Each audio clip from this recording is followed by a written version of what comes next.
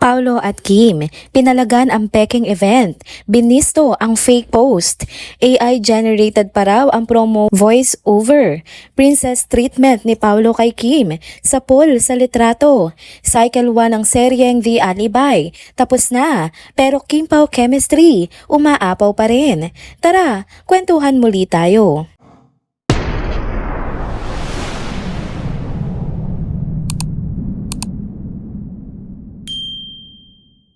Hello mga ka-trenders! Welcome back muli sa ating channel. Kung bago pa lamang kayo dito, huwag nang kalimutang mag-like, mag-subscribe, at i-hit na rin ang bell notification para lagi kayong updated sa mga balitang trending at napapanahon. Narito na naman ang isang mainit na issue na umagaw ng pansin sa social media, lalo na sa mga fans ng mga sikat na celebrities. Isang viral post ang kumalat online kung saan sinasabing dadalo raw di umano sina Paulo Avellino, Piolo Pascual, Inigo Pascual at iba pang celebrity sa isang event na tinatawag na Pinoy Festival sa Las Vegas. Marami nga ang natuwa at na-excite, lalo na't may motion poster pang ibinahagi na nagpakita kay Kim Chiu at tila nagpapahiwatig na kasama rin siya sa nasabing festival. Pero teka lang mga ka-trenders, hindi pa man umaabot ng isang araw, agad nang pinalaga ng mismong mga sangkot na artista ang kumakalat na balita. Unang naglabas ng pahayag ay si Paulo Avellino. Sa kanyang post, derechahan niyang sinabi, "Fake news, might be a scam." Kalakip nito ang post ng isang netizen na nagbanggit ng mga pangalan nila sa event. Matapos nito, agad namang nag-retweet si Kim Chiu ng parehong post at nilinaw din. Sabi niya, "Fake news po yan. Halatang ayaw nilang may maloko o malinlang kaya agad nilang pinutol ang pagkakalat ng maling impormasyon." Nagbigay din ng reaksyon ng isang netizen na tila matagal nang may hinala. Sabi niya, hindi siya nag-retweet ng anumang promo ng event na ito dahil halata raw na amateur ang pagkaka-edit ng video promo at AI-generated pa umano ang voice over. Kaya naman thankful siya kina Kim at Paulo sa mabilisang pag-deny sa maling balitang ito. Kung tutuusin, nakakaalarma talaga ang ganitong klaseng misinformation. Isipin nyo, ginamit ang pangalan ng mga malalaking artista para makapanghikayat. Posibleng may layunin pang makapanloko ng mga manonood o ticket buyers. Sa panahon ngayon, kung saan mabilis kumalat ang balita online, kailangan talagang maging mapanuri at mag-fact at check muna bago maniwala o mag-share ng kahit anong content. Kaya sa mga fans, paalala lang, huwag basta-basta magtiwala sa mga nakikita sa social media. Lalo na kung wala pang opisyal na announcement mula sa mismong artista o sa management nila. Halimbawa na lang nitong nangyari, kahit pa may visual materials at hashtags, hindi ibig sabihin ay totoo na agad.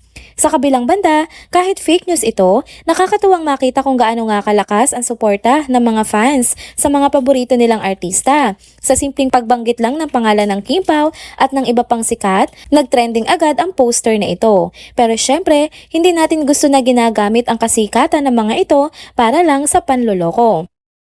Mabuti na lang at maagap ang mga artistang gaya ni Kim at Paulo. Hindi sila nagdalawang isip na itama ang maling impormasyon para maprotektahan ang publiko. At bilang mga followers at fans, mahalaga rin na matuto tayong maging responsable sa mga bagay na pinapaniwalaan at ibinabahagi natin online. So ayun na nga, klaro na. Wala pang confirmed participation sina Paulo Avellino, Kim Chiu at iba pa sa sinasabing event sa Las Vegas. Hindi po totoo ang post na kumalat.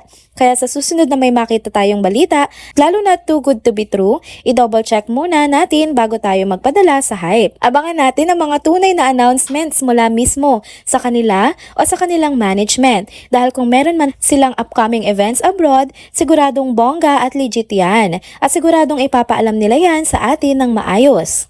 Next topic naman tayo mga ka-trenders. Ito na nga yata ang isa sa pinaka-low-key pero nakakakilig na Kim Pao moment ngayong buwan. At ang mas nakakatuwa rito, hindi ito scripted, hindi promo at lalong hindi eksena sa teleserye. Totoong totoo. Kuha nga ito mula sa likod ng kamera mula sa isang taong malapit kina Kim at Paulo. Nag-post kamakailan si Carl Merced, kaibigan at katrabaho ni Kim Chiu at Paulo Avellino ng isang simpleng litrato pero grabe, ang dami nitong sinabi kahit wala ni isang salita si Kim o Paulo sa frame. Makikita nga sa larawan na pauwi na ang dalawa kasunod ng matagumpay na pagtatapos ng Cycle 1 ng taping ng The Alibi. Nasa airport sila, magkasunod na naglalakad, casual lang, no fanfare. Si Kim nakasweater, backpack at red socks, nakita mong chill lang.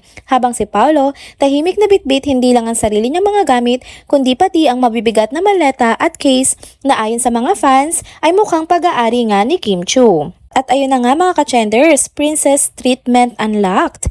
Kahit pa nga simpleng litrato lang ito, maraming netizens ang nakapansin kung gaano ka-gentleman si Paulo Avellino. Habang si Kim Chiu ay walang bitbit na kahit na ano, si Paulo ang may hawak ng 2 bag, isa pang carry-on at isa pa maleta.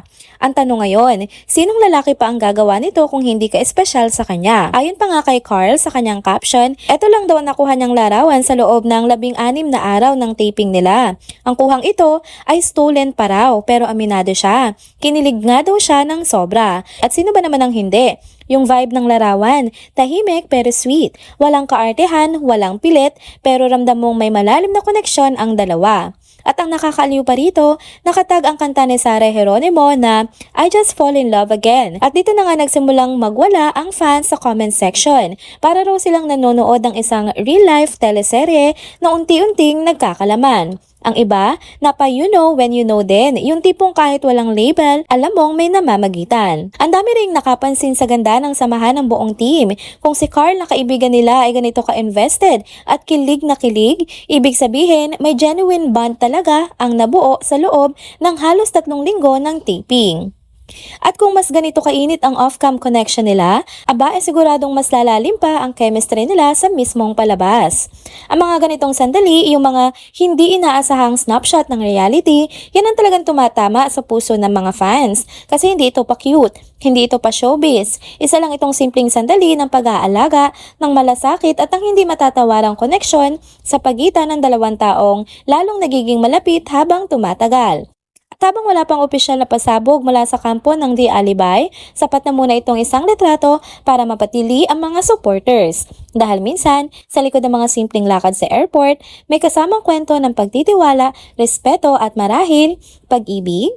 Kaya mga ka-chender, sa mga susunod na araw, siguradong mas marami pa tayong aabangang ganitong klaseng Kim Pao moments. Kung sa simula pa lang ng taping ay may ganitong kilig vibes na, paano pa kaya sa mga susunod na cycle? Isang bagay nga lamang ang malinaw, cycle 1 pa lang, pasabog na agad ang kilig. And there you go mga ka-chenders, dito na po muna nagtatapos ang ating isa na namang trending video update. Salamat sa inyong pagsubaybay at pagsama sa akin hanggang sa dulo ng video na ito. Pero bago kayo umalis, huwag niyo pong kalimutang mag-like, mag-comment, mag-subscribe at i-hit na rin ang bell notification para lagi kayong updated sa mga balitang trending at napapanahon. Kita-kits po sa susunod na video. Paalam!